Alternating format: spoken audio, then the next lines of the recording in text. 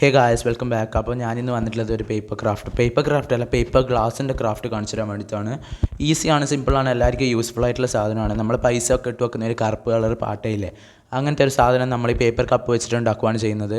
അപ്പോൾ വീഡിയോ ഇഷ്ടപ്പെട്ടാൽ ലൈക്ക് ചെയ്യുക, ഷെയർ ചെയ്യുക, സബ്സ്ക്രൈബ് ചെയ്യുക. അതുപോലെ തന്നെ എൻ്റെ ചാനൽ ആദ്യമായിട്ട് കാണുന്നതെങ്കിൽ സബ്സ്ക്രൈബ് ചെയ്ത് സപ്പോർട്ട് ചെയ്യുക. മാത്രമല്ല എൻ്റെ വീഡിയോസൊക്കെ ഒന്ന് കണ്ട് സപ്പോർട്ട് ചെയ്യുക.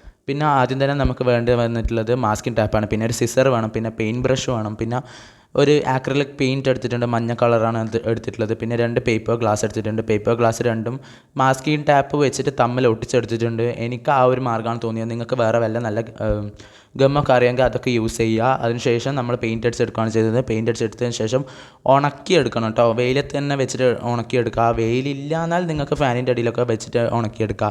അതിനുശേഷം നമ്മൾ ബ്ലേഡ് വെച്ചിട്ട് ജസ്റ്റ് ഒരു വര പോലെ ഇട്ട് കൊടുക്കുന്നുണ്ട്. അതിന് ശേഷം നമ്മൾ സിസർ വെച്ചിട്ട് കട്ട് ചെയ്ത് കൊടുക്കുന്നുണ്ട്. അതായത് ആ ഒരു കോയിൻസ് അങ്ങ് ഉള്ളിൽ പോകാനുള്ള അത്ര ആ ഒരു വീതി നീളമൊക്കെ നമുക്കറിയാമല്ലോ. ആ ഒരു ഇതിൻ്റെ അകത്ത് അങ്ങനെ പോക്കണം.